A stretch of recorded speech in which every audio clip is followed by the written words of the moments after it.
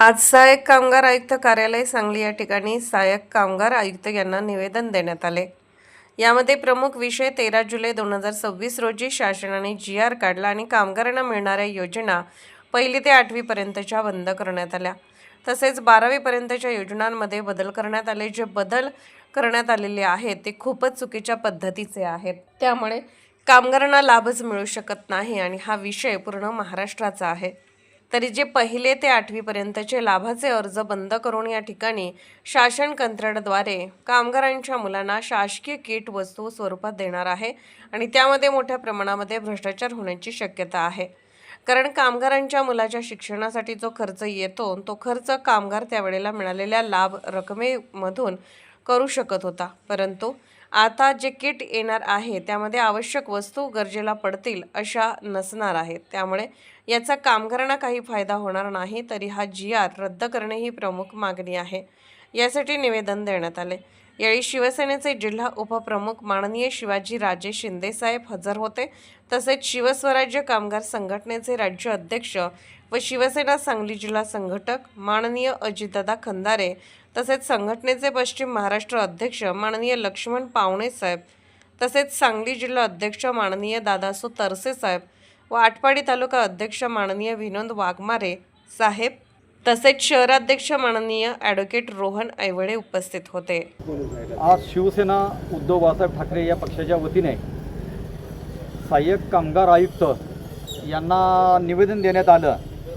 13 जुलै 2026 रोजी शासनाने शैक्षणिक योजनेमध्ये बदल करून 1ली ते 8वी बांधकाम विद्यार्थ्यांना जे आर्थिक लाभ बंद केला आहे ते बंद करून शालेय किट देण्याचे जे नियोजन केलं आहे तो GR रद्द करून शासनाने पूर्वीप्रमाणे मुलांना शैक्षणिक लाभ मिळण्यासाठी जी आर्थिक मदत केली जात होती ती करण्यात यावी। कारण शैक्षणिक किटमध्ये काही ठराविक वस्तू येणार आहेत। जे बांधकाम कामगार आहेत, मोलमजुरी करणारे, त्यांना त्याचा उपयोग होत नाही।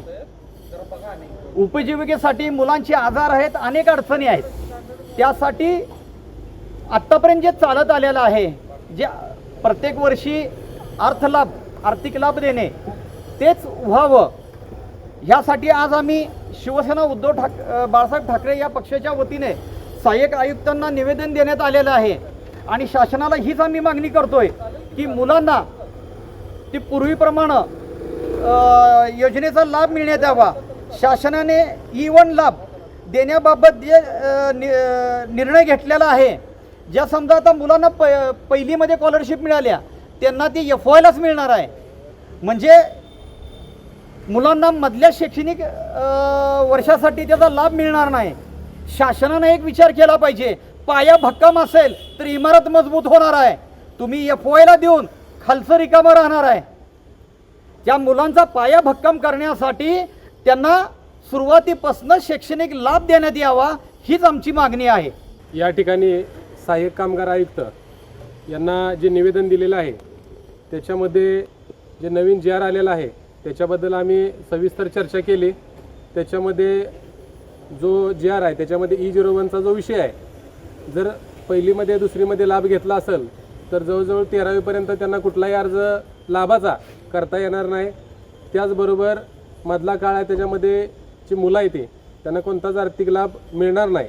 तर यासाठी GR पूर्णपणे चुकीचा आहे, याच्यामुळे कामगारावरती अन्यायच होणार आहे। तरी हा GR लवकरात लवकर रद्द करावा अशी आमची मागणी आहे आणि या पद्धतीने आम्ही आज साहेबांना भेटून निवेदन दिलेलं आहे।